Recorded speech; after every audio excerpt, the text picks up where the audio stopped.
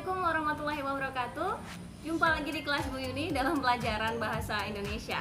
Dalam video kali ini saya ingin mengajak kalian untuk mempelajari langkah-langkah menulis teks pidato persuasif dan beberapa tips untuk menyampaikan pidato. Kalian bisa menyiapkan laptop atau alat tulis untuk mulai menulis sambil menonton video ini. Kalian bisa menghentikannya apabila belum menyelesaikan satu langkah dan bisa melanjutkan apabila sudah selesai. Sudah siap? Kita mulai dari langkah-langkah menulis teks pidato persuasif.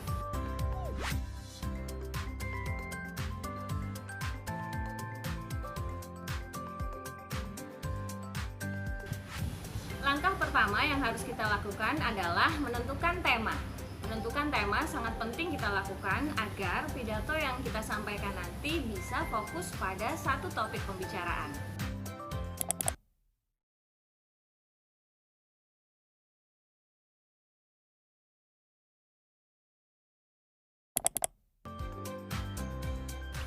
Sebelum kita berpidato, kita harus tahu terlebih dahulu kita akan berpidato di depan siapa? Di depan orang-orang yang sudah paham dengan topik yang kita sampaikan atau belum? Atau di depan orang yang kira-kira akan setuju dengan topik yang akan kita sampaikan atau tidak? Bisa juga kita melihat dari usia dan kalangan mereka, karena ini sangat menentukan isi dalam pidato kita.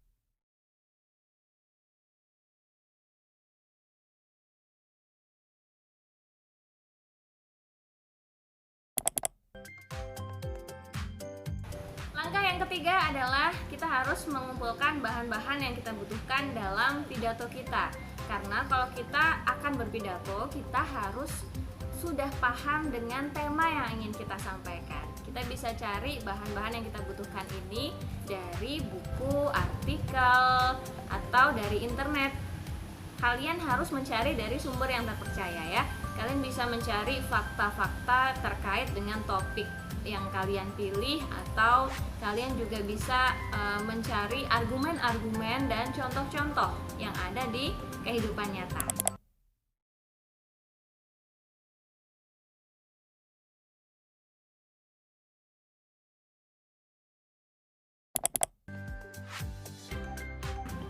Berikutnya adalah menentukan tujuan pidato kalian. Walaupun secara umum pidato persuasif bertujuan untuk mempengaruhi orang lain agar berbuat sesuatu, namun kalian juga harus memikirkan kalian ingin mempengaruhi orang lain dalam hal apa.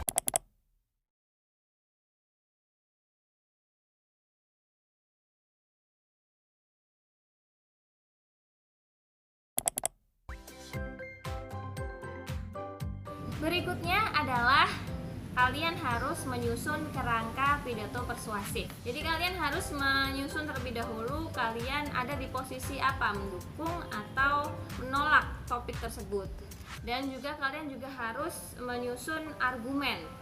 Kira-kira argumen apa yang akan kalian sampaikan? Kalian harus memilih argumen yang mendukung topik yang sudah kalian pilih dan juga kira-kira bisa mempengaruhi pendengar kalian. Nah, dalam tahap argumen ini kalian memerlukan tadi bukti, fakta, atau contoh yang ada di masyarakat. Dan yang terakhir, kalian harus memperkuat pernyataan posisi yang sudah kalian tentukan tadi, yang sudah ada dalam argumen dan juga di awal pernyataan posisi tadi.